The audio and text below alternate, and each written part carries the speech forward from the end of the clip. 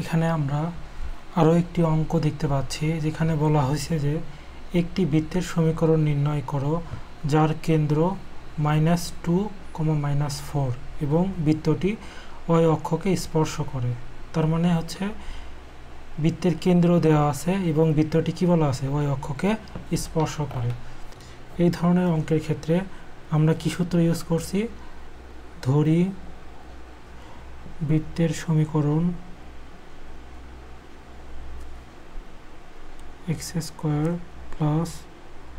y² + 2gx + 2fy + c = 0। এই সূত্রটা আমরা ইউজ করছি। আচ্ছা, এখানে অজানা রাশি তাহলে হচ্ছে gf এবং c। আচ্ছা, এবং এই সূত্রের ক্ষেত্রে কেন্দ্র ধরা হয় হচ্ছে -g আর -f। আর কেন্দ্র আমাদের কত দেয়া আছে? দেয়া আছে হচ্ছে -2, -4। তাহলে -2, -4। অতএব -g = -2 বা g = 2 এবং -f = -4 বা f = 4। তাহলে আমাদের g এবং f পাইছি, এখন c দরকার। ওকে, এখন c বের করার জন্য আমরা কি বলা হয়েছে এখানে, আর শর্তটা দেওয়া আছে হচ্ছে বৃত্তটি y অক্ষকে স্পর্শ করে। আচ্ছা, তাহলে বৃত্তটি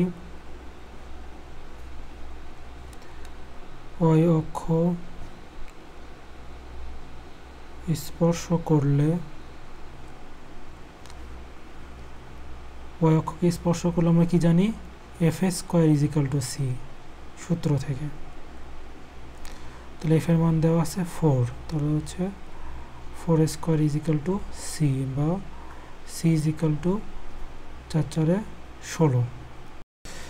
তাহলে c এর মানও পেয়ে গেলাম। এখন এই মানগুলো আমাদের এই 1 নম্বর সমীকরণে বসালে আমাদের কাঙ্ক্ষিত সেই সমীকরণটা পেয়ে যাব। 1 নং সমীকরণে gf c এর মান বসাই। x² +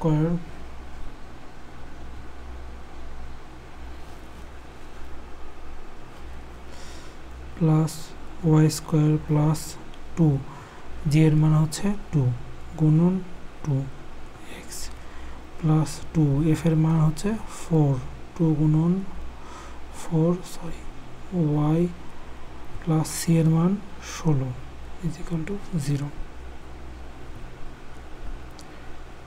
plus y² + 2 × 4 4x + 4 × 8 8y + 16 = 0। এটাই হচ্ছে আমাদের অ্যান্সার।